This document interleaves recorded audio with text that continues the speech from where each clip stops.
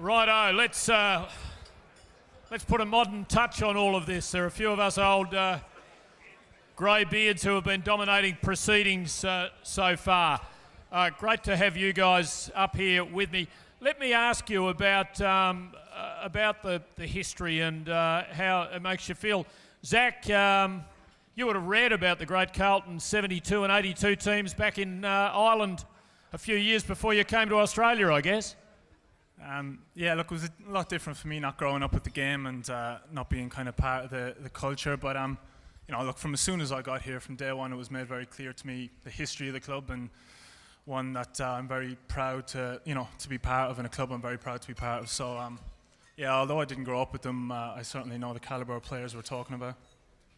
Of course, Italians and Greeks are not at all unfamiliar to the Carlton Footy Club, but Irish players haven't been terribly familiar to Carlton. Zach, how have you fitted in?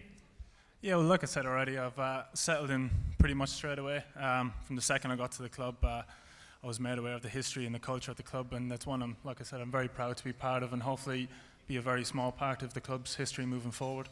You would have had Satanta there for a little while, I guess, giving you a bit of orientation. And yeah, and his brother, yeah. Look, Setzi, he looked after me really well for the first 2 years, and he would have helped with my transition. He would have gone through a lot of the same stuff, so it was certainly beneficial for me to have him here. And yeah, look, it's now I've settled in. I want to kind of become my own player, and yeah. Zach, tell us about your progress at the footy club and learning this foreign game. I guess you've played something that is similar, and hence you've been able to pick it up quickly, but there are some who have said that you have adapted more rapidly than any other Irishman who's come here and played our Australian game. Yeah, look, that's probably got more to do with the development coaches and the support I've had.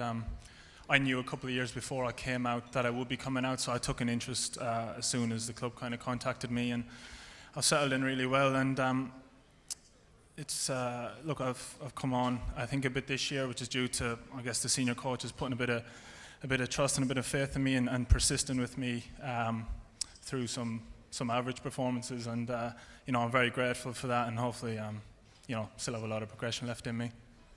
Zach did warn me before we started that I might need an interpreter. I'm not sure how you're going out there, but when we had a chat toe to toe, it was very clear. You sound easily understandable for an Australian, but the sound system in here is such that it does make it a bit harder. So if I ask you any questions I've already answered, I do apologise. Have most young, talented Gaelic footballers in Ireland now learned about the Australian game and are giving some thought to the possibility that they could be recruited? Yeah. Oh, look, I think they are. I think the more Irish players that come out here, the more attention it gets back home. And there's very few Irish players who, if given the opportunity, wouldn't jump at it, especially given the economy and the lack of opportunity back home. There's not much reason to stay there, and I certainly know if I was ever asked, about my experiences, I would only ever have positive things to say. And how many years could you see yourself living here and playing footy? I certainly hope to have a long career, and I certainly hope to be a one-club player. So I've always planned on. Yeah. I've always planned on going home when I finished footy, but I love the people, the culture, the club. So I'm certainly not about to write off the possibility of staying here indefinitely. And I guess when you hear about your club winning premierships in the past, all these great stories, when you see the crowd and feel the atmosphere on the last Saturday in September, the ambition to be part of it with Carlton would be growing strong.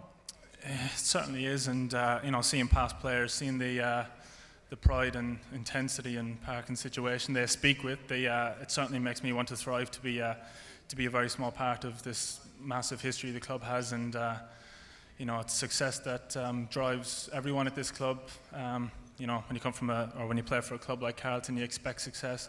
The club deserves success, and so do the supporters. So yeah, I certainly want to be a part of that.